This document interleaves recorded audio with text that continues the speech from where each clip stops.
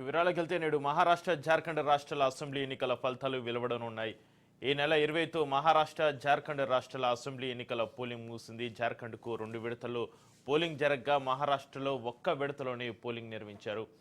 ఈ క్రమంలో నేడు ఈ 2 రాష్ట్రాల్లో ఓట్ల లెక్కింపు చేపట్టనున్నారు. దీంతో దేశవ్యాప్తంగా అందరి దృష్టి ఈ 2 రాష్ట్రాలపైనే ఉంది. ప్రధాన పార్టీలు బీజేపీ, కాంగ్రెస్ ఎవరికి వారే విజయం తమదే అని ధీమాగా ఉన్నాయి.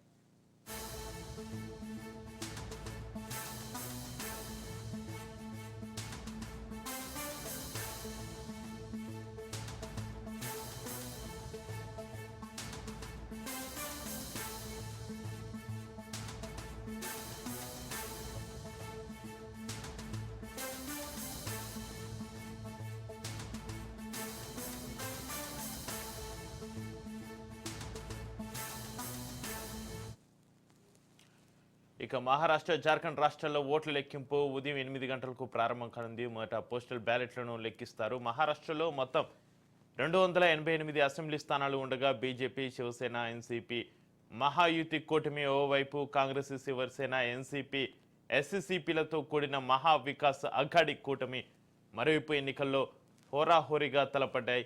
నేడు ఈ పార్టీల అదృష్టం ఎలా ఉండనుందో వెల్లడి కానుంది.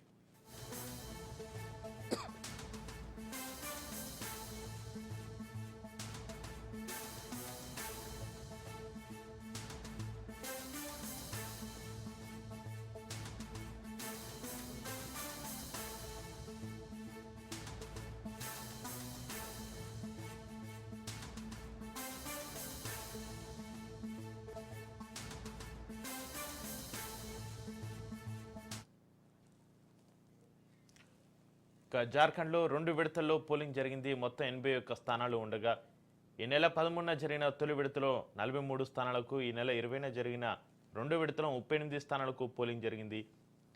ఇక్కడ కూడా నువ్వనేనా అన్నట్టుగా అధికార జేఎంఎం కాంగ్రెస్ నాయకత్వంలోని కూటమికి, బీజేపీ నాయకత్వంలోని ఎన్డీఏ కూటమికి మధ్య పోరు జరిగింది. దాంతో కౌంటింగ్పై సర్వత్రా ఆసక్తి నెలకొంది.